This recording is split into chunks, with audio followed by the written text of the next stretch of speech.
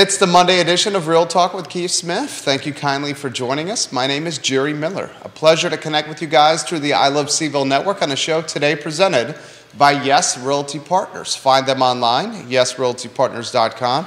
Keith and Yonna Smith, their namesake, a business that's helping folks attain homes that are making dreams come true. That's right. That's what you guys do. He helps folks buy and sell houses. I do. Mrs. Smith may think otherwise. And he rides bicycles. And I ride bikes for good causes. Did a 66 mile, it's 104 kilometer, I think 104, 105 kilometer. That's legit. Race yesterday. Hold on a second. I didn't shut off my hearing aids. Forgot to do that. I just did it. 66 miles on a bicycle. Yep. And how long is that? 66 miles. Well, I know. I mean, time-wise. Time-wise. So I PR'd it. So I did my personal record of. So in bike riding, it's a little bit different than running. In bike riding, you kind of shoot for miles per hour. Mm-hmm. When you run, it's like minutes per mile. Okay. It's a little bit of a different goal. I did 14.6 miles per hour. That's legit. I was shooting for 15. The last 100 I did in November was 13. So I picked up 1.5 miles per hour, which is pretty good gain. I'm very excited about it. Like a fine wine, the man is improving. I'm improving. With age. I'm getting better. Believe it or not. Evidently, after you do a 66-mile bike ride, you have the confidence in your attire to go a little Miami Vice, if you may. He goes with the sports blazer and just the tight muscle shirt underneath. It's not a muscle. Is this Don Johnson over here? No. So are you driving a white Lamborghini? No, Is that Albert Clifford, AC Slater? No. So Zach Morris, is that you? I raised Jason Priestley? I raised Dylan McKay. Steve Sanders.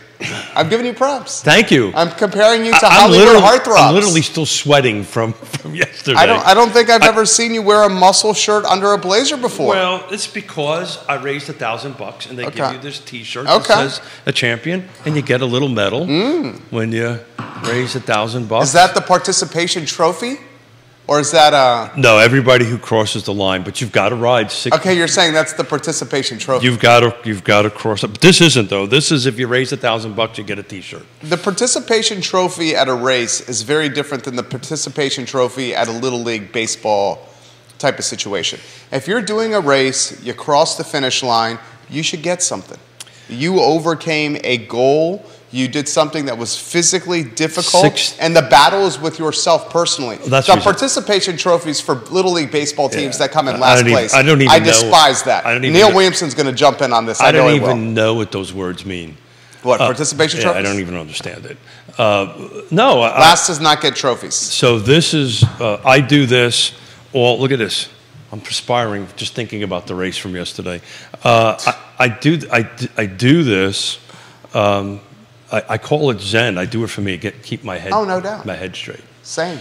And if I don't exercise every day, I lose my. I'm not as likable to be around. There was the end of it. I need exercise every day. The question is does your wife say, Jerry, go out and do something and then come back? She openly encourages me to exercise every day. She's seen it. Yeah. If you don't get it in, you're cranky. Yeah, it doesn't want to. It could be an endorphin junkie kind of thing. I think that's totally what it is. It was good, you know. It's fun to be around a group of people that you don't know, and have a conversation. And the bike riding is very different than running. At least I found it to be. So you kind of match up with a couple of people, and you've got to learn there's hand signals and there's communication, and it's a very different thing. When you've got 6 or 7 people running 25, 30 miles an hour downhill from, right on each other's tail, you got to be able to communicate with one another, because if somebody hits their brakes too hard, there goes 6 people in the ditch. That's not good. At that speed, yeah. So it's a lot of fun. I connected up with a couple of guys, actually did a little real estate while I was on the bike. Good. Figure. Yeah. People were asking me, because you start saying, hey, so you got to talk to one another, particularly when you're going uphill. And you know why you do that, right? Why is that? Because of the breathing, right? So if you are breathing too hard and you can't speak, they need to back it down a little bit. Okay. So it's the breathing dictates the conversation helps dictates the breathing. So you start doing this. Hey, what do you do? What do you do? What do you do? What do you do? And I love what I do, but I was there. Talk about it. I was there for a race, and then about the first 15 miles, everybody starts kind of packing into these little packs. And then for about 50 miles after that, it was nonstop questions about real estate, literally for 50 miles over, which is cool. Yeah.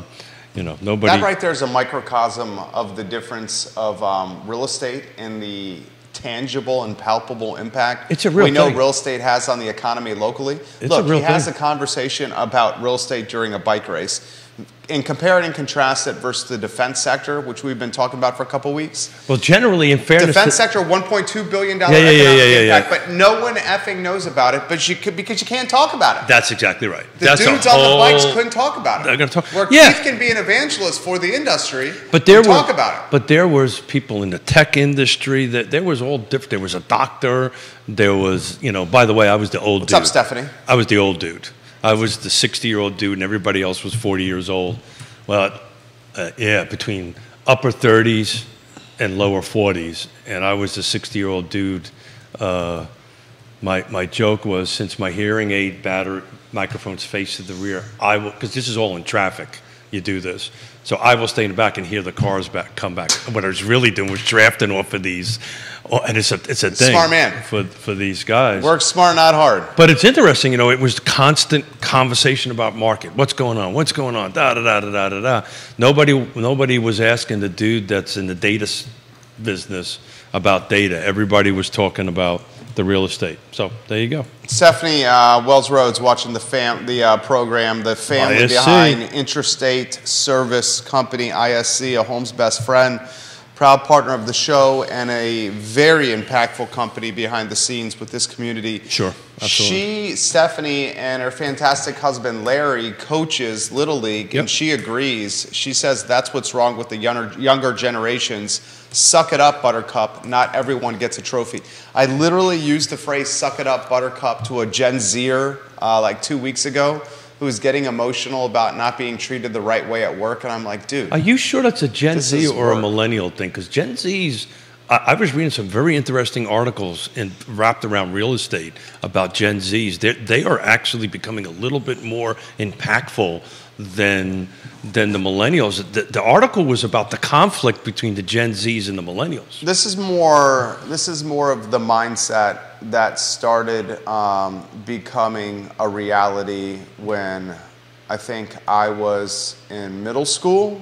Maybe like you started seeing this in the 80s, where if you participated in a youth sports league, regardless of coming in first or last place, you were getting a trophy. And that really irritates the hell out of me. And a lot of people have said this has fostered a generation of folks that have been pampered, that have been told that you're gonna get a trophy just by showing up, and that's not how life works. That's my problem with participation trophies. Is let's utilize sports to figure out aspects of real life or to learn life. That's what I'm going to do with my son. So our sons, both our sons. So has life changed that much? Did you get a trophy for coming in last place? No. I didn't get a trophy for coming in last place. No. I got an ice cream, which was kind of like, I'll take the ice cream over trophy. I didn't get a trophy for coming in last place. We got to go to Carvel, so anybody from New York knows what Carvel is. That was like the thing. That's like a Coors Brothers kind of thing. Kerry Rock giving you some props. Hey, right Kerry, now. how you doing there? We love you, Kerry Rock. Kerry Rock, and it's since he's a fellow serviceman, I will leave names out, but I was posting before the ride that I raised $1,000 for research to help find a cure for Alzheimer's. My Nana, which is my father's mother, passed away from that, and we lived that quite personally. It's a horrible disease on it. And one of my fellow jarheads, and Kerry will appreciate this, goes, "Way to go, Smith. I love a guy who plans for his future." So I was like, really? That's tell the guy that just before he goes. And it's a typical service, guys. You know, everybody's a little bit on the dark humor, but it was a lot of fun. Had a great time. And you know, I'm doing 100 miles in 2 weeks from now. Raise a little bit more money. That's a little bit different. I get to choose the place that I want to put my donation to on my behalf. So obviously, it's going to be to the land trust. It's a little bit different kind of a setup on it. You go. You get to pick. You get to raise money and give it to who you want. Comments coming in on Spotify. Comments coming in on iTunes. I'll get to them in moments. Stephanie, I 100% agree. She says losing is a part of life. 100%. Well, I mean, how do you? 100%. You know, how else do you it's interesting to wrap it into real estate, right? There it is. There it is. How do you wrap it into real estate now? My daughter and son-in-law there it is. Are millennials. I think they are. Your daughter and son-in-law are young millennials. When was your daughter born? Yeah. When? Yeah. What year? Huh? That's 100% right. Yeah? You're 100% right. Okay. So they're young millennials. Okay. I think she's 29. Okay. Yeah. I'd say 94. You got the you generational chart you can put up? Yeah. Judah's going to put the generational chart based on labels on. Oh, Judah. Golly darn. You're so good, and take a look what he's got in front of him. Okay, so hold on. Millennials 81 to 96. When was your daughter born? 94, so it'd be She's a very young millennial. Young millennial. So she's virtually a Gen Z. Much like I'm a young boomer. The folks in that range, they have a new label for them. They're called Zillennials. So she's technically a Zillennial. So everybody gets a participation trophy and everybody gets a label. Everyone gets a label. The label I have no problem with. It's the generation you're tied to. Yeah, but they're adding more, right? They taking something and dividing it into more. I think it's just that little period. Because you would have to admit, if you could put the generational chart back it would be for me. I'm really at the tail end. That's my point there. I'm on the tail end of, so my I'm an old millennial. And someone who's an old millennial versus a young millennial like your daughter, that's Jerry, you're not 15, old. You're very young at heart. I'm just talking about technically. That 15 years is a massive delta. But to put it into real estate, being raised. And if there's some real estate agents that are watching or listening this morning, right? When you're helping a millennial or a Gen Z do it, because Gen Zs are coming into the market pretty strong. When you lose 13 offers or 12 offers or 2 offers or 3 offers, how are they accepting it? I will tell you, the millennials that I work with that we lose deals, they're not like crying in the corner. They're a little bit upset, of course, but they stay in the game, at least the ones we're working with. A lot of it has to do, I think, with coaching and mentoring and so forth and so on. But they're not like, pouting and taking their toys and go home. Right, so they're still in it. So I'm really curious, because how your daughter, the micro. But the example you utilized was a Division I swimmer, arguably one of the most competitive Smiths in the family. Is she the most competitive Smith? Of course not. Okay, that's why I said arguably. Of course not. What the hell's wrong with you? There's 4 of them. All right. No, there's more than that. Yeah. Well, I'm at the immediate family. Oh, yeah, there's 4 of us, yeah. Mrs. Smith would say she's the least. She's the least competitive. Huh. No, you would not buy that. Would not buy that at all. I mean, she was a Division I swimmer. Dylan's Rule watching the program on Twitter here. Welcome to the show. Hey, I do want to shout out a real estate number. Go. We're supposed to talk about the market a little bit here. Yeah. Maybe. I like it. At some point. I love real estate. What the hell? Real estate? Remember when it was, I think we did the first week of April. We were talking about, I think it was on the 7th, we were talking about the market, the first quarter, and how remember how Charlottesville numbers were down? Yeah. I have to pull up the chart. Just since the total sales price, in the city of Charlottesville, just since the end of the first quarter and the end of April, looking at April on itself. And okay, hold on. Let me try this again. The first quarter and the end of April. So we're talking the end of first quarter and the end of April. Isn't that the month of April? January, February, March. The end of first quarter to April is what you said, right? Yeah. So it's the month of April. The month of April. So hey, Jerry, how you doing this morning? Or do we want the first 4 months? Hey, man, I am still. just April? I'm recovering from yesterday. You're sweating. I am sweating. I am sweating. Yeah, this is. I burnt 2,500 calories that day. I'm trying to. That's impressive.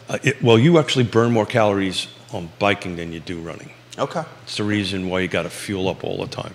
But yeah, it was 2,500 calories. I will tell you, the ride home sucked from DC. Were you by yourself? Yeah. Well, yeah, actually, I was by myself. Yeah. Yeah. I was listening to Real Talk, so I had you with me on. Oh, okay. There we go. So let's try this again. Okay. The total sales number for the end of the first quarter, let's just do that number first, was $433,000. So the median sales price at the end of the first quarter in the city of Charlottesville, that's everything, single family, detached, attached, and condo, was $433,000. The month of April alone, just that month, it was $526,000. That's $93,000. Did you hear that? Say it again. So the see if I can not screw this up. This is crazy stat here. Well, the reason I'm bringing it up is remember in the beginning of the first week of April, because the number quarter over quarter was down. Oh, I remember. Right? I remember. It was down. And you said not to panic. And everybody was panicking, and I said, look, this is just... So the median in the city of Charlottesville for Q1 2023 was what? What number? 433. 433,000, city of Charlottesville, Q1 this year. What was it for April? Just the month of April was 526. That's $93,000 more, a 21% jump. By the way, ladies and gentlemen, in Albemarle County, not quite the same, but close. End of Q1 was 472. End of April was 491. Now this is everything. I'm including attached and condos and all that stuff. That's a 4% increase on it. Lake Monticello was modest. Was only about a 1% jump. But 21%. And remember, we were talking about this because there was this whole hangover, I think, particularly in the city, from that. And I think a lot of what's going on, and I'm going to get myself into trouble here, to Neil Williamson will probably chime in. He's watching.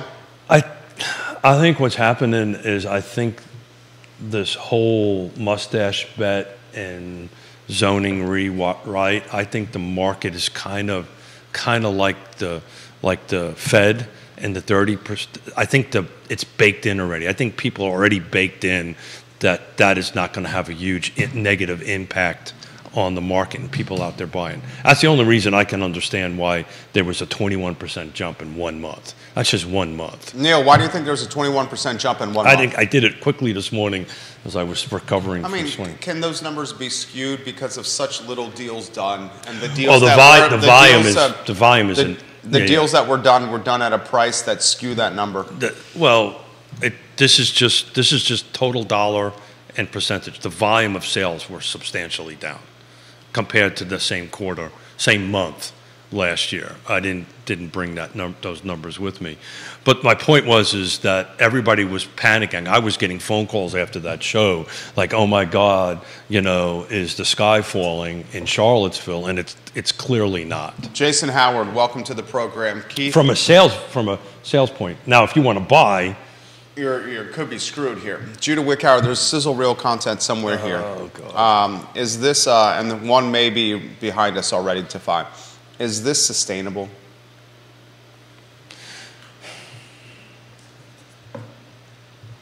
You just told us there's a 21% jump in value in April. Yeah. I think that's a huge jump. I think you'll find next month it'll slow down a little bit in volume.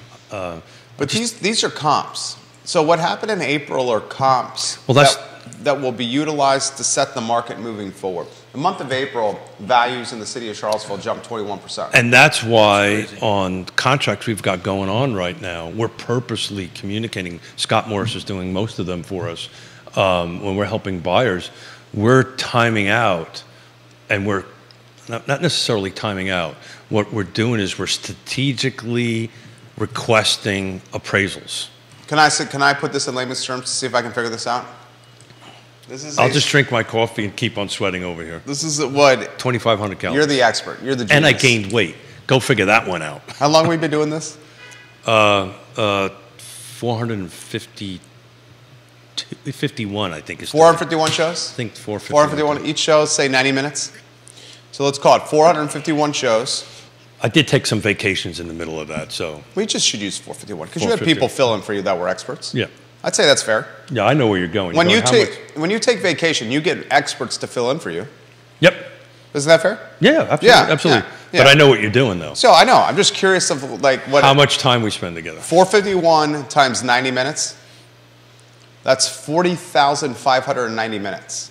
40,590 minutes divided by 60 minutes is 676 hours. 676 hours divided by 40 hours a week is basically 17 weeks. I mean, basically, yeah, you would have to do it by the hours. I'm basically getting a elevated degree. I'll go ahead and say it's an MBA in real estate here from Keith and his colleagues. He called it a strategic appraisal. In my eyes, this is what a strategic appraisal is in a real estate market that is an incredibly volatile market, especially a volatility northern in price, where valuations are going upward quickly. Yeah, upward quickly. So a strategic appraisal is delaying an appraisal to allow other homes to close. That's exactly right. Because if you can delay the appraisal to allow other homes to close, the homes that are the most recent closings are the ones that have the highest dollar value. And you need the appraiser to see those homes to close, to utilize that data to get the highest dollar value for the house that you're trying to buy, because you need the house to appraise. And why you need the house to appraise in the Richmond market is because you want the money, any market, because you want the money from the bank, because you don't want appraisal gap coverage, because that money might not be in the account. And if the money is in the account, you're going to have to find that money somewhere. And from a loan officer standpoint, that money better be seasoned, because that money, if it's coming from the parents to the home buyer's account, has to be in the account for an extended period of time for that money to count in the loan officer's eyes. That's the value of this strategic appraisal. And that, ladies and gentlemen, I've taught is you an all my A+++ for Jerry Miller. I taught you all my tricks. Look, yes, but this is not exclusive to Richmond, right? We're doing the same thing here, right? Yeah. So the market, I mean, it's a prime example. The market is moving so fast. I have to tell you, Fulvana County actually went backwards. The county itself, Lake Monticello went up, county went backwards. I didn't do the percentage and the math on it. I've been working this morning, for Wednesdays and Fridays show on it. But what we just talked about, people always want to know hacks, right? Or little tricks of the trade, or what a trusted advisor does. I'll leave names out of it. There was a client of mine that didn't use Scott, frankly. It was my suggestion. They decided to use somebody else, which is fine. Turned out to be an actual bank, not a thing. And we had the same way. I was communicating with the loan officers, and I said, look, I know that there's properties around this that are closing because we had multiple offers. We were competing. We finally won. We won on it. I don't want you to pull the trigger to order it. Well, let me rephrase that. When's the latest date in order to meet closing do we have to pull the trigger to order an appraisal? And that person gave it to me. It was 2 weeks it was 2 weeks away. I said, great, let's not pull that trigger. She pulled the trigger. Appraisal was done in 3 days, which is insane. Yeah. I don't know how you do an appraisal that quickly in today's. Sounds like a desktop appraisal to me. Well, I don't know about that. And it came in horribly. Wow, sounds like a desktop appraisal to me. And so the client finally listened to me, or took my suggestion and went out with Scott, and now we're strategically timing when we want to do the appraisal. It's brilliant. So we can go ahead, and you're 100% right, so they don't have to bring any gap cash to the table and so forth. Because that gap cash has got to be seasoned. Depends if it's a gift from outside of the couple, outside of the buyers. That's a general statement. It really does depend on the type of loan that it is. If it's like I'll say this, the gap cash, if the gap cash, and loan officers are watching this program, any LOs watching this program, if you want to chime in, please offer some perspective. It depends on the loan. The gap cash, I can say this with confidence. The gap cash if it's a gift from parents, will be a conversation with the loan officer. Sure. That will be a conversation with the loan officer. So, that I can say with confidence. Well, I'll add, I'll make it even simpler. I'll do it, Jerry. I'll make it even simpler. Okay. Any new cash that shows up. That's what I'm saying. You have to explain it. Exactly. Yeah. So anyway, this is going to come up. Yeah. Any new cash. Normally you want that season for a little bit, so it's not a red flag. And yeah, season but then means in the account for 60, 90, 120. But then how do you know you need it? Right? I mean, in this market, you probably have a pretty good idea when your budget is this. And deal after deal after deal is not going one way. It's a bit of a balance, right? You know, you're trying to negotiate and win the day on the price, and you're also trying to figure out where the market's going. I mean, I've reached out to Woody Woody Fincham, one of our also awesome sponsors, right, to help us determine a little bit on where it's at. I will pick up the phone and call him and say, look, you know, this is what I'm seeing in my CMA and that. Woody, what do you think? And you know, Woody's a great guy and an awesome friend and an awesome partner here for the show. You know, he'll say, look, Smith, you're on track, or Smith, you're way off, and, you know, or something along those lines. But, you know, you can, you know, engage him formally to go ahead and help you do that, which is a great service that he does. You're getting props right now from a handful of people. I'll acknowledge them. Jason Howard on Rio Road. We've dubbed him the King of Rio, watching the program right now. Grayson's watching in North Downtown, as he does on Real Talk most mornings. Woody, I see you on a fine Monday morning. Good morning. Woody Fincham. Carmen, good night, watching the program. Hello, Carmen. Thank you for watching. Keith, this question. That's a cool name, man. Yeah, Carmen, good night. Yeah, that is a good, cool name. Give us some background on that name, Carmen. That is actually a really cool name. Peter Matthews, welcome to the broadcast. Viewers and listeners, if you want to offer perspective, put it in the feed. I will relay it live on air like I am doing right now. Jerry, what is gap cash? Got it. So thank you. This is what I was hoping we're going to do this. So this week is a Batman and Robin week. Scott on Wednesdays heading up to Michigan to for work. For Ross Mortgage. So I love these questions, and I love these case studies. What gap coverage is? Gap cash, yeah. So it's a gap coverage. So what's happening here is it's the appraisal gap between what the contract price is and what the appraisal is. And sometimes if the appraisal is lower than the contract price, then the buyer has to have enough cash to make up that gap, right? It's the gap between the appraisal and the contract price. And generally, the way that works, so if I am the buyer's agent and Jerry is the listing agent, when I make my offer, I also have to include proof of funds that my buyer has this $50,000 or whatever the dollar amount is between that. And it's the game that you're playing. I've got a couple of transactions we're working on right now that we're actually doing a strategic appraisal approach or timing approach on it so that these buyers get to keep as much of their cash as possible. Because now you have 3 cash pools that you've got to work from, right? Cash pool number 1 is your down payment. So if you're doing a 5% down, 3% down, 10% down, that's cash pool number 1. Cash pool number 2 is your closing costs, which is roughly, depending on the loan, 3 to 4%. We'll just call it 3% for the sake of this conversation. And then now gap conversation. So that cash starts growing real fast. And so we generally start having a conversation about, okay, Jerry, tell me, this is an uncomfortable conversation. Tell me how much cash you got.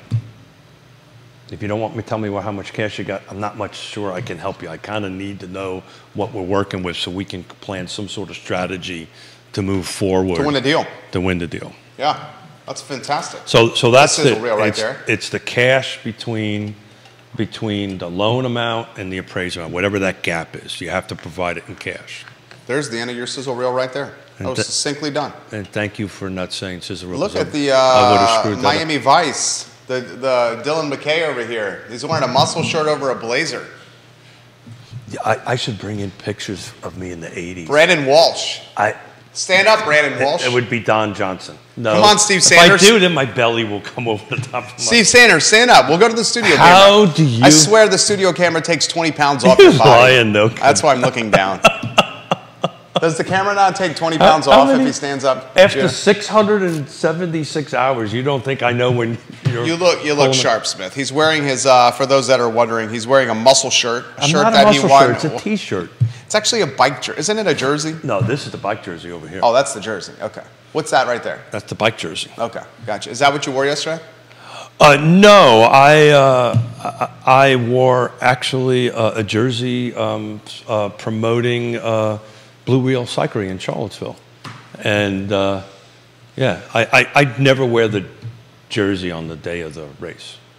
I don't know. It's kind of a. It's like wearing the T-shirt of the band to the concert. Something like that. Yeah. Now it's interesting. So the one that I'm don't go to the Taylor Swift show with the Taylor Swift shirt on. And who's Wear that? the Taylor Swift shirt on the downtown mall. Who's but that? don't go to the Taylor Swift show with the Taylor Swift shirt And on. who's that? You know who Taylor Swift is. Who's that? Come on, you know who Taylor Swift is. Yeah, so it's. You know who Taylor Swift is, right? I know. So this was that was the jersey. I was going to wear that instead of the muscle shirt, but I figured I wore the muscle shirt. But it says champion because I raised $1,000. Did you know I raised $1,000? I did. I raised $1,000. I raised $1,000. We're proud of you. That's pretty cool. You are. I am planning for the future. I am proud of you, my friend. I'm absolutely proud of you. So what other questions we got? Well, I want to give you an opportunity to speak about this. You printed this for us, and then I'll get to the comments that are coming in right now. So Redfin. If I don't ask you about this, we will forget about it. We will forget about it. So you're actually counting that I actually read this. Well, you printed it. I read it. I read it. So the thing is Redfin News did a housing market update. Home sells quickly as a historic drop in listing fuels competition among buyers. We really only need to talk about the headline because the reason I printed it out here, even Redfin, which is a national organization, is talking about the same stuff we've been talking about for long time. Very long time on that end of it. Inventory is dropping. Prices are going up. None of this is, I had a client. Let me see, what was it? I think I mentioned it on a previous show. I had a client that's moving from rental to purchase, and we're helping them move forward. And she just kept on repeating this. But the news said it was going to drop 20%. But the news said it was going to drop 20%. I said, I don't know what news you're listening to. Apparently, it's not Real Talk. Yeah, listen to Real Talk. Good Lord. I know. That is not going to drop. Certain areas might, right? But overall, nationwide. You want to know something crazy? I was at a cocktail party over the weekend with some fairly heavy hitters. We're talking real estate. Heavy hitters. Names you would know, okay? Sure. Business people, names you would know. Sure. Conversation came up. Name the city councilors. Name the board of supervisors. You know how many people at that party can name the city councilors and board of supervisors in totality? Oh, God. Now, the sample size was like maybe 13 or 14 people. Well, you know how many people? In fairness. That I was speaking with at the time. You know how many could name them all? Very few. Me. I would. Me. Yeah. One. You probably beat me on that. You could name all the supervisors. I might miss one or two. Keith, go. Do it. You can do it on the spot. You can do it on the spot right now. There's 6 of them. Jerry. I know you could do this. Jerry. Both of my granddaughters, one name is Vienna, one is named Ravenna. I get that. And I kept on calling the one Ravenna Vienna and the one Vienna That's Ravenna. That's different. I bet you could name the board of supervisors. Which county? You want to go city council first? Why don't you go city council first? That'll be no problem for you. Payne, Snook. I don't remember the new one. Leah Perrier. There you go. I'll give you a pass on that one. She was appointed. Juan Diego Wade. And Brian. Brian Pinkston. Okay. Board of supervisors. You got this. Most of them are your friends. Yeah. Ned. Yep, Ned Galloway. Diantha. Yep, Diantha McKeel. B. Lapisto Kirtley, good. Jim. Jim Andrews, 4. And Donna. Donna, missing one. Oh, Ann. Yeah, so you got it. I think you could do it. You would have gotten it. Yeah. You would have had no problem. Ann Malley. So you could do it. Don't hex me about Greene County. But I guess the point, I know a couple of them. You're talking about guys that are like top of their field, pioneers in some cases. So why do you think that is? Greene, Is it apathy, Is it lack of interest? Is it apathy? Lack of interest? Is it lack of coverage? Is it? I mean, it's got to be apathy or lack of interest, I would imagine. Or it's not. Because the coverage is there. Maybe one of those big fancy words mean this. It doesn't impact their lives. I mean, they don't. If they're heavy hitters, that probably doesn't impact their lives, right? If real estate tax rate goes up, it's a little bit more money to them. To my mother and father, when their cash out of their pocket is up $400. That's groceries for a month and a half. Somebody that is for your parents. Yeah. So I think it's either, maybe this is the apathy part of it, they just don't care. Yeah, maybe that's what it is. Right. Or it doesn't impact their lives, so they don't care. I was disappointed.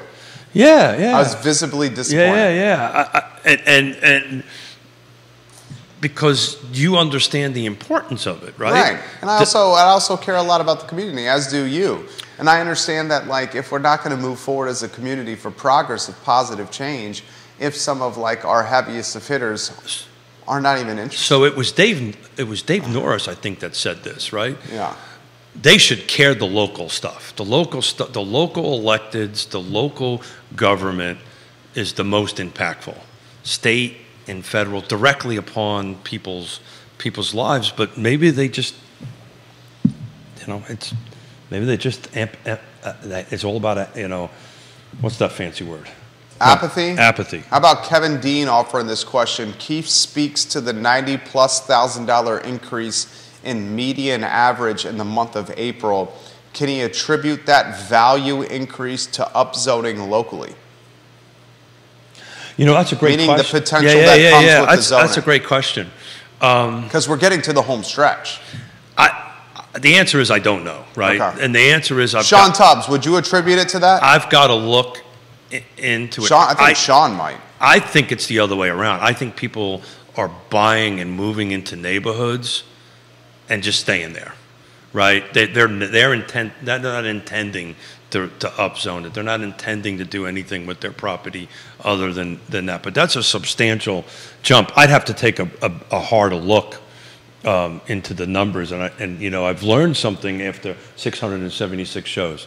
Don't go into great detail live looking at numbers on it, but yeah. So that's a great question.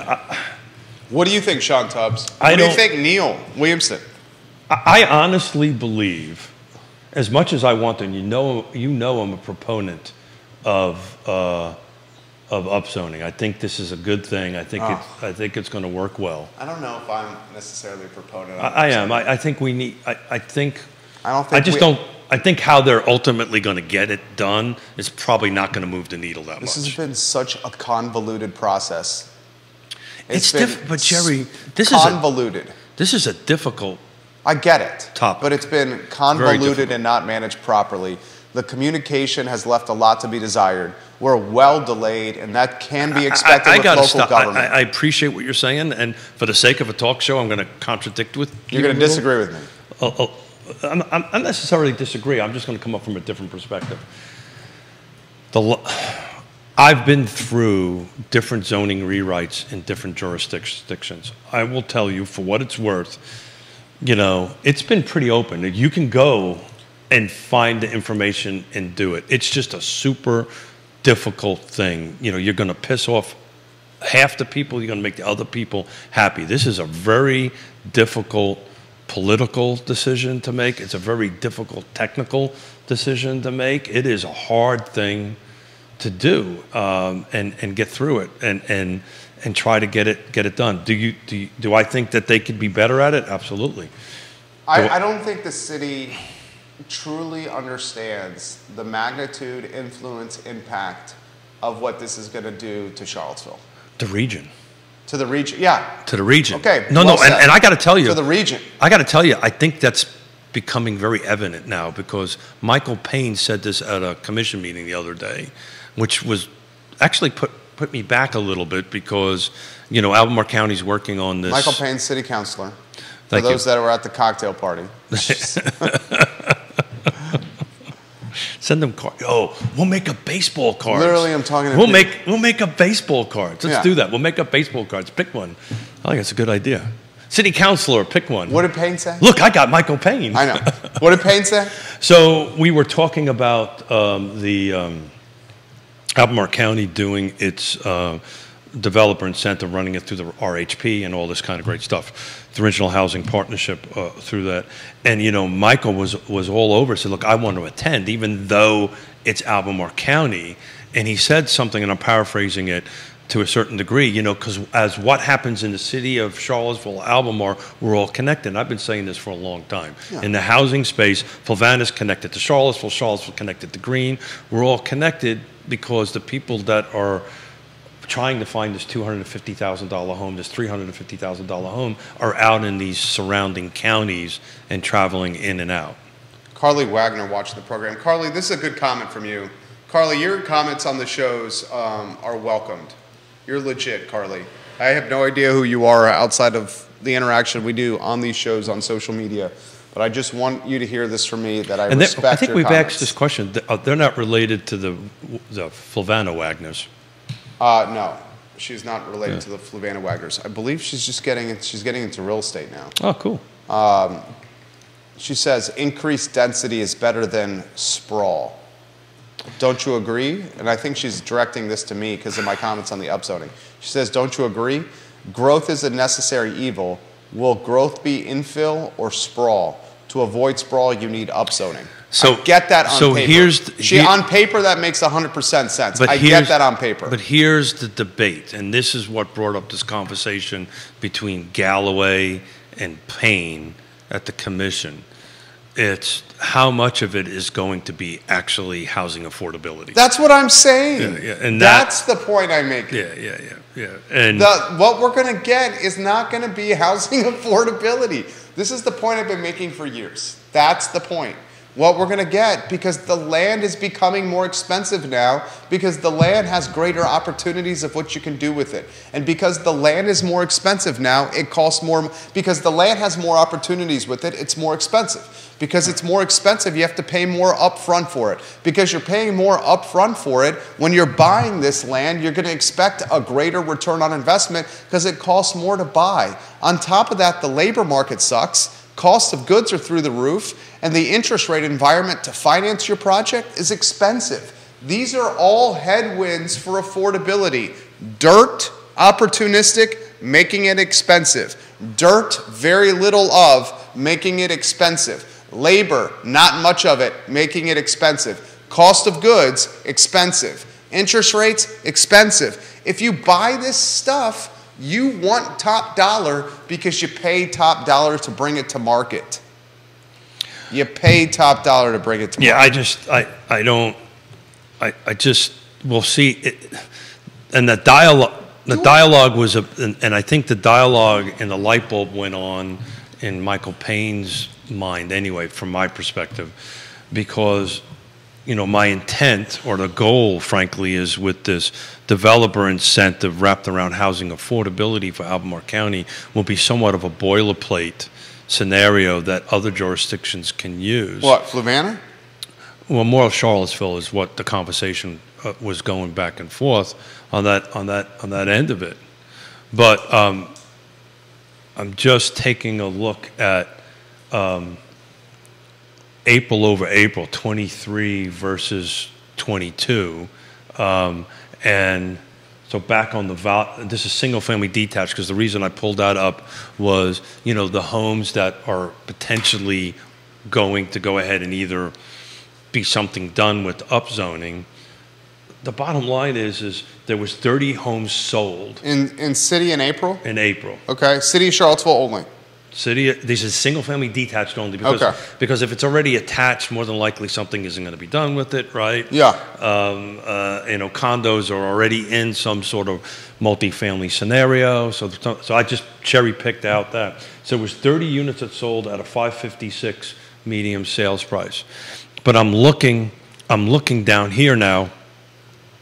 The cheapest was $260, then it jumps up to $310, and it goes real fast into $400 somewhere around sale number 10. goes into that. My point is, to your point, is I'm paying $415,000, $500,000 for something.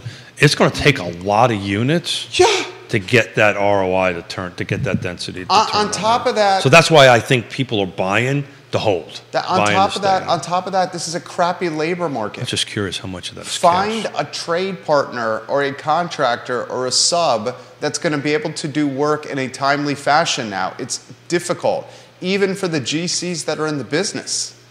You're at your 50-50. 50% of them were cash and 50% of them were loans. So the cash ones are no doubt investors. No, I would not agree with that. I would totally disagree with that.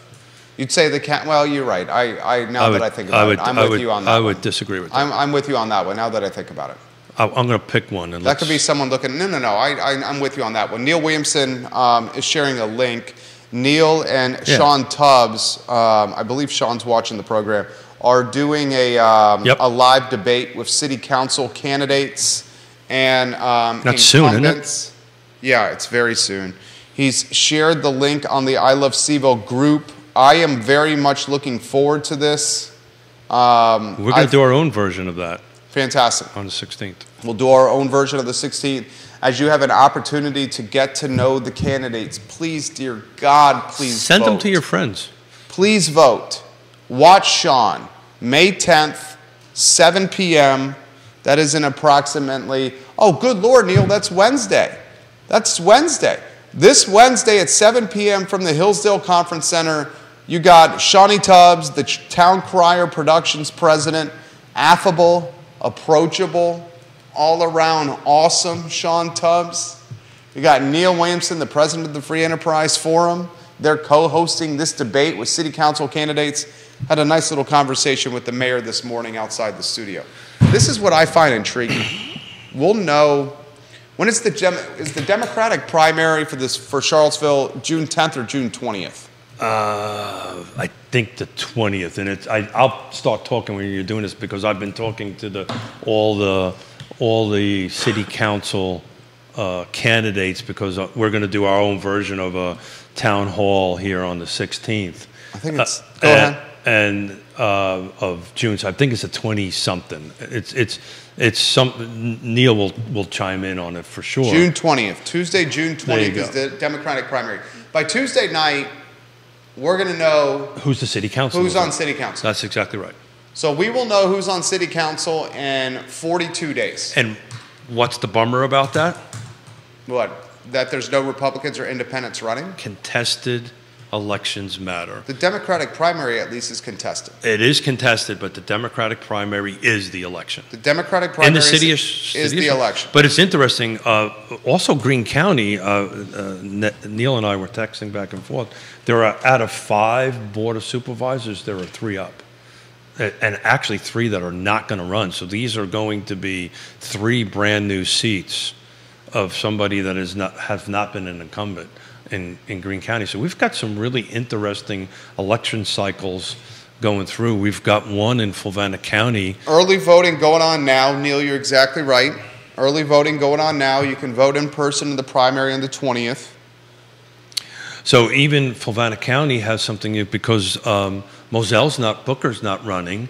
And so there's going to be a new seat on the Fluvanna County board. You don't want an interesting. I'm looking, by the way, most of the mid 400s in the city of Charlottesville. I've just picked one right here.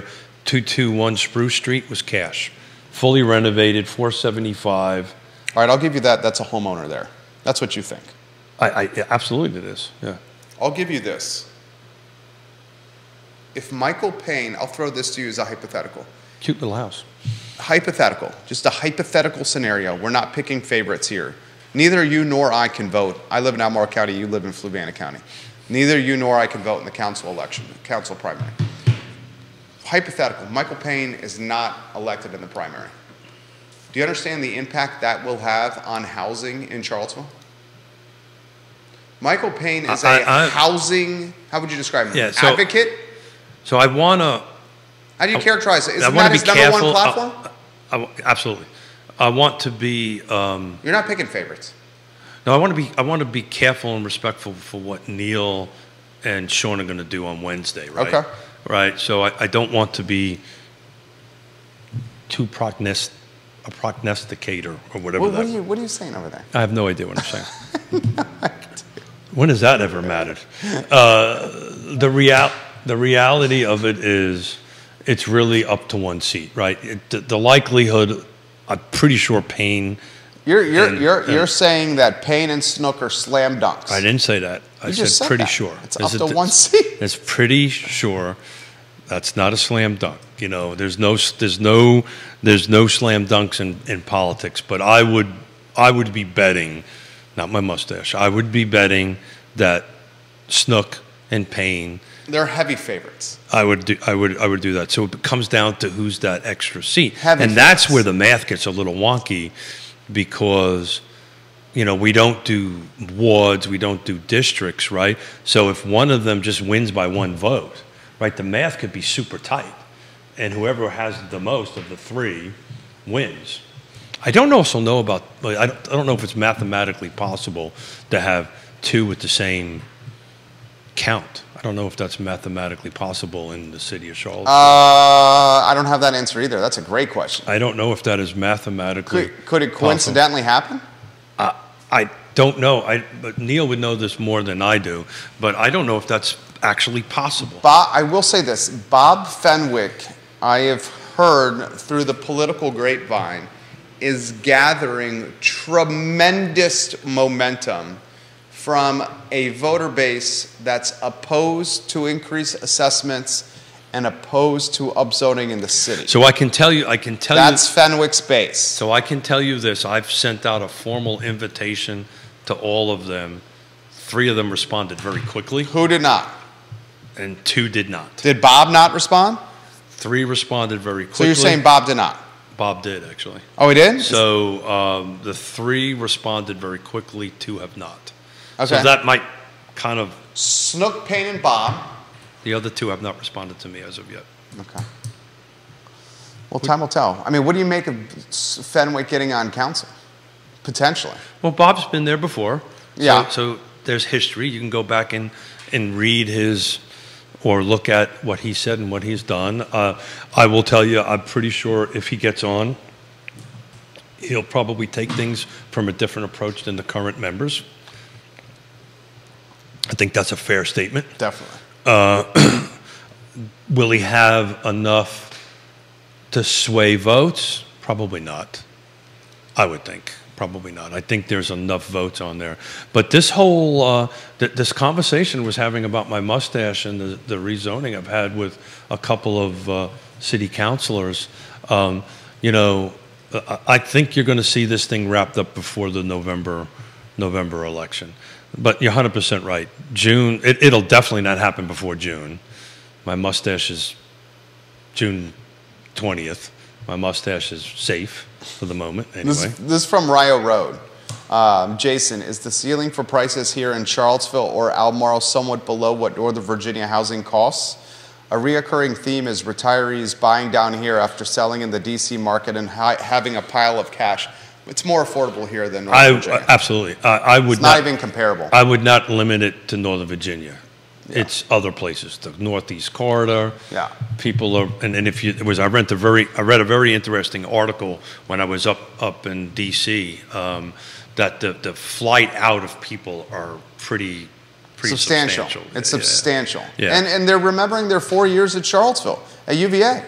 Yeah. And they're coming here. Yeah. So, you know, get in-state residency, have your kids go to the University of Virginia, come down from Northern Virginia or Manhattan, where housing is 25–30% less. You can buy a larger home. You got more place. You got school. I mean, it's not going to stop. Yeah. So unfortunately, we can't do this in our Paragon system. So it has to go through what, the zip codes of where people were coming from. Yeah, I mean, you can. Unfortunately, we can't do this. But one of the things that I was advocating with the Albemarle County Board of Supervisors was to try to create a similar defense ROI for real estate. For real estate. That's a great idea. You know, and I think Weldon Cooper would be able to pull that data. No doubt. That data up where people are coming from. And Carr could fund it. Somebody could fund it. I'm You're not on the board there. Do not get me into trouble. I'm not getting you in trouble. I would love to know the impact. Yeah, well, so it would be the impact, but I can tell you, you know, if you start looking at what people are buying coming in, they're coming out of the Northeast market, they're selling their house for $1 million, they're buying this thing for $599, whatever it is, they pocket the cash difference. The real issue, I think, and it was funny, my daughter and I were having this conversation yesterday, or a couple days ago up in D.C. It's generational. That's going to be the real conflict. Put that in perspective. This is a good topic here. I think it's not interest rates. It's not. This is going to be generational. This is going to be the boomer selling their home with a bunch of cash and doing something and pushing out the millennial. That's the reason why I would love to know what the age category of this. And somewhere, and Neil's smarter than me for sure. You know, I'm sure this. I mean, you could track that through U.S. Census data. Yeah. Is the average age? Who wants to have this bet? Who wants to bet that the average age in the city of Charlottesville has increased since COVID?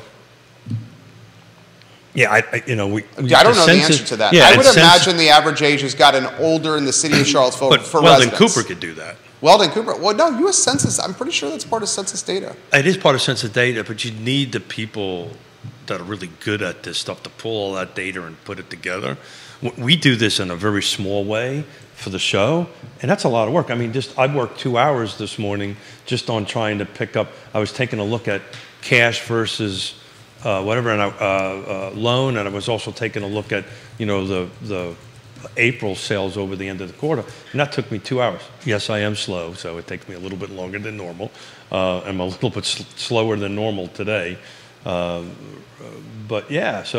But everybody's kind of gone up. Savannah went a little bit down, so it requires somebody to put that thing together and create it.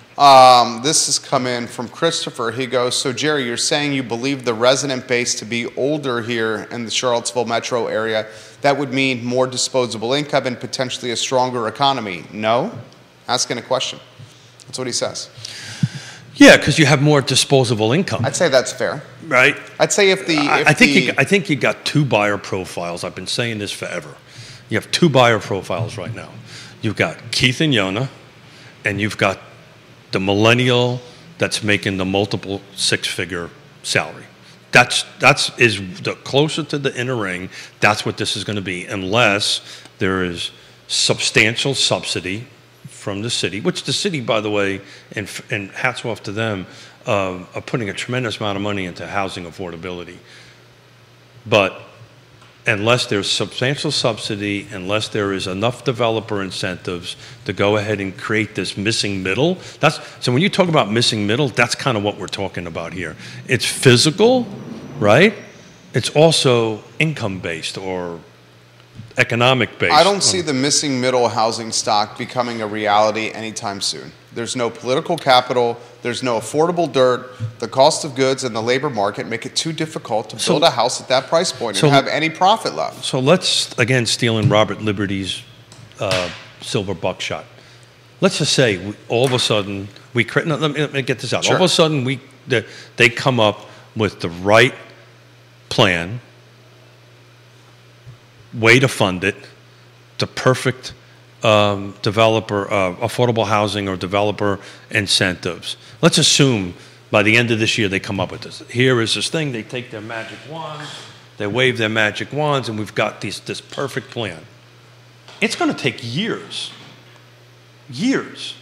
before it even comes out of the ground. That's what I'm saying. Years. And we're not going to end up with the perfect plan. Right? It's just not going to happen because politics are going to get in the way. There's going to be certain concessions been given. It'll be a plan. It won't be the perfect plan. And even once that's done, then it has to have a ready, willing, and able. Shout out to Neil, seller. Somebody's got to be willing to sell the land. Then you got to have the builders and the developers to be able to go ahead and do it. Then it has to be well funded, you know, and subsidized by the government or somebody. It has to be heavily subsidized. Just to put it in perspective, the 23 units that the land trust built, and we hit 65% AMI $225,000 between $215,000 and $225,000 sales price had roughly $60,000 worth of subsidy in it per unit. Between what the county gave us and money we raised, there was roughly $60,000 to go ahead and do that, to make that number work. So you got to get the right plan, you got to get all the partners on board to do it, and you need the cash to go ahead and do it. Neil says, if you give up on missing middle housing, you end up with Santa Barbara, California, a city for newlyweds and nearly deads. So Santa Barbara, California. I hope Neil isn't thinking I'm giving up on it. I'm very... No, I think he directed that at me. Yeah. I'm not giving up on missing middle. I just don't think we have the political capital for missing middle housing. I also don't think we have the economic climate for missing middle housing because the dirt is too expensive, the labor market is too expensive, the cost of goods market is too expensive, and the interest rate climate to finance projects is too expensive. The contractors, developers, and builders I know, the clearest path to profitability is a single-family detached home that's $1 million plus. Sure. You deal with one family, you build a house, you get your 8 to 14% margin, and you go build the next one. And you do it by right. Path of least resistance. That's what I'm saying. That's why the path has to be That's done. what's happened. Yeah. So, look, I don't give up that easily. Otherwise, I would have not done 66 miles yesterday, right? So I'm not going to. We are going to try to do the best we can to come up with something. Is it going to be the perfect plan? Probably not. You know, but I'm going to stay in the game and try to do it because I think missing middle works. It's the rest of the pieces of the puzzle that is needed, right? So Arlington's done its missing middle very differently than Charlottesville is. I don't know if you know that or not. So Arlington's missing middle is purely market driven. There is no requirements. There is no affordability requirement. It's let the market drive it however it needs to be driven. And the result is? Don't know. It just got approved. Literally, it got approved the date, 1 or 2 days before the Regional Housing Summit when I was doing the... I would imagine the result of that's going to be McMansions. We'll find out. Yeah. But the path that they took was let the market do it. The path that Charlottesville is taking is to do all these incentives. The path what Charlottesville's taking is hire third-party consultants, spend taxpayer dollars. I thought that was a genius. Make this process extremely time-consuming, splinter and divide the community on a topic that is very volatile and causes arguments. Have the process take as long as humanly possible. Maybe not even have it approved by the next council cycle. Do a project, manipulate the market, interfere with the invisible hand of capitalism, and as a result, the dirt's becoming more expensive.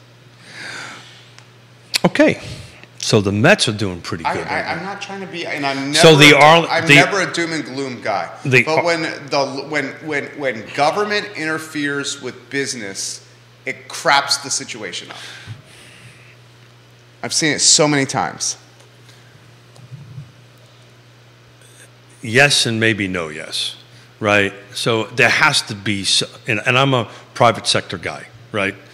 But there has to be some rules that has to be set out there, right? There has to be something, because if you didn't have any rules, it would, things would go a little bit nuts. As far as the Arlington missing middle, that's been going on for years. And basically what they did is they give anybody an option to go up to 6 units. Right, and it's market driven, and there is, according to the folks that were at the summit on the panel that I was moderating for missing middle on the end of it. But so are you saying there shouldn't be no zoning? People should just do what they want to do? Yeah, that's what I think it should be. So your opinion is that there should be no land use requirements in any jurisdiction. You got a 10.2 square mile city. I'm just talking Charlottesville specifically. Charlottesville, so you're saying, you know where Charlottesville screwed this up? Charlottesville screwed this up. Okay, we could spend an entire show on this. 53% of the city of Charlottesville zones single-family R1. Call it 53%.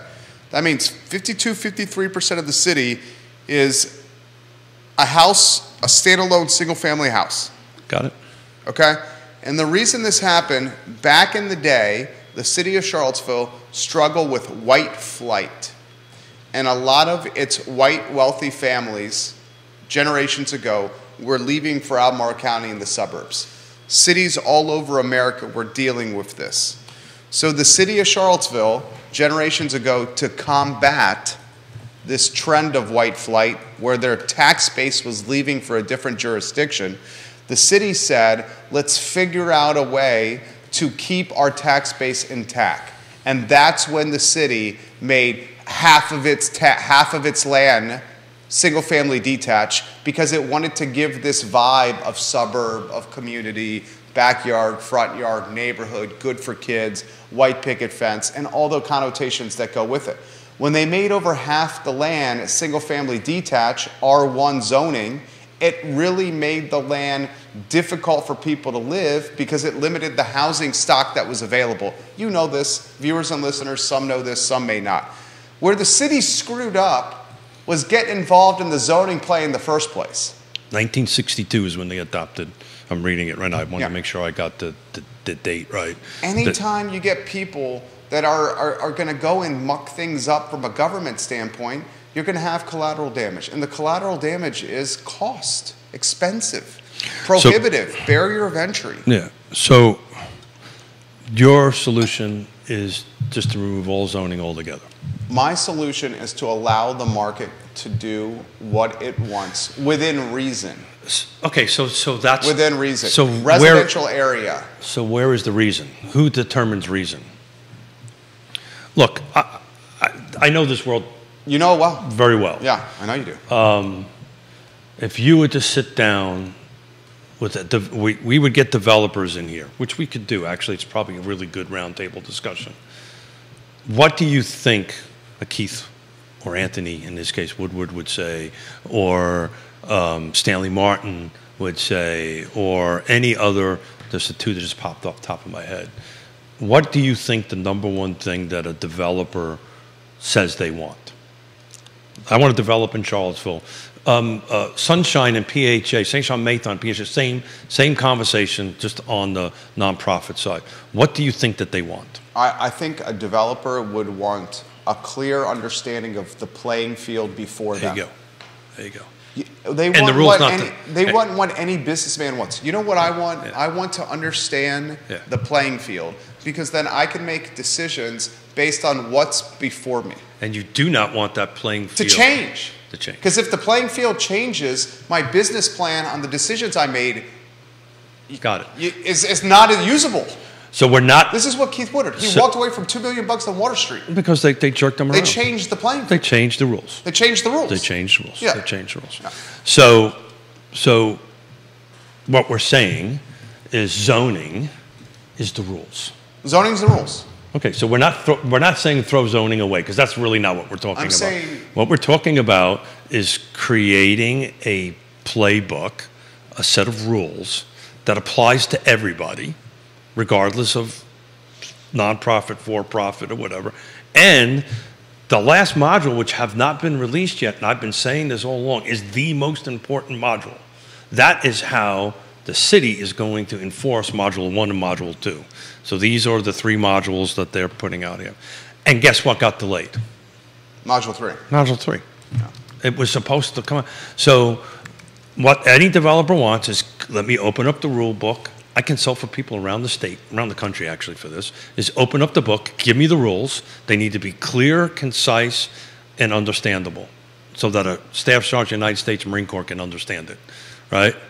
Then I want them applied fairly and equally across the board.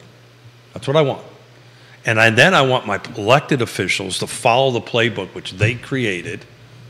And then I want staff to go ahead and interpret that the way it's written and allow me to move forward in a timely fashion. That's huge asks. Yeah. The reason why we won't get all of this, because I don't think we're going to hit all of those buttons to get in here, and you will not get 50,000, 5,000. I don't even think you'll get a couple of extra thousand units. You might get a couple multifamilies. 50,000, 5,000. You're not going to get any of those. You'll get some. You'll get some. You'll get some. The thing is, at what price point? A few hundred? At what price point, right? Yeah. So Keith and Jerry just bought this house for $400,000. It's on a alleyway. I might put a second unit back in there, rent unit 1, rent unit B.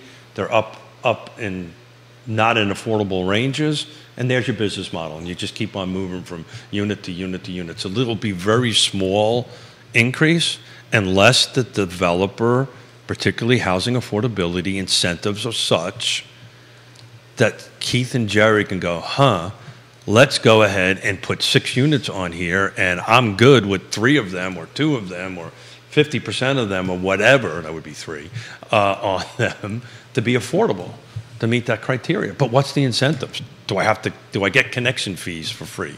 Do I have a tax incentive part for a while? These are very simple bullet point items that really hasn't floated up to the top yet. There you go. What time is it? 11:30. Ooh. I know. Flies. I just literally look for the same time here. I love talking about this stuff with you, dude. Sure. Well, I just want to clear up. You're not in favor of throwing the rule book out and anybody doing anything. How you said it was better. They need to have consistency with the rules. I've been doing this for 30. And the rules need to be not tight enough where it like limits them doing something. So the rules have to be clear, concise, and easily interpreted. Yeah. Right?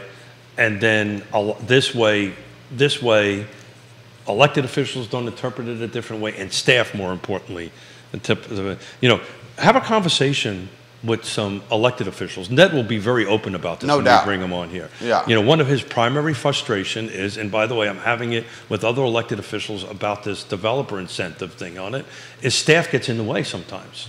Why, I couldn't tell you. But they get in the way, and it frustrates the elected official because they think they can come in here and actually do something and make some decisions, and all of a sudden they get pushback on it. But if the rules are clear, concise, Staff Sergeant in the United States Marine Corps, simple to understand, and enforced equally across the board, you will get what everybody wants. Keith Smith, high note. If they don't, you won't. Also, they need to listen to you. Yeah, well, the coffee kicked in. That was nice. The ibuprofen also kicked in too. 66 miles yesterday, educating the community today. Real talk. So if you don't think my calves have been cramping the whole time. I bet they have. 66 miles is legit, man. Yeah, very happy with it. I enjoy the Batman and Robin. Well, it's the rest of the week. I like it. I like it, my friend. Rest of the week, we're gonna do Batman and Robin, do some numbers, little back and forth. We didn't get Judah in this mixture, but did you notice the microphone was ready? Oh, well, we got it. We upgraded. He's got a permanent. Oh, look at that! I just noticed that. Every month, we add to the studio. We add to the infrastructure, the technology. We spend more money every month on the network. Judas, I just noticed that. We went from 4 to 5 mics. I like it. 4 to 5 mics. Judah, can you wave to your adoring fans? He told me when he walked in this morning, he signed autographs on Saturday. What are they really called checks? I must be taking some drugs because I don't remember that.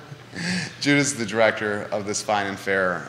There you go. There's ending it on the high note. Keith Smith is the executive producer and the namesake of Real Talk with Keith Smith. My name is Jerry Miller, the I Love CVille show in 59 minutes. Thank you kindly for joining us. Take care. Thanks, guys. Keith, that was fun. Yeah, I had fun. I like when we go pushback to pushback. Very nicely done. Very nicely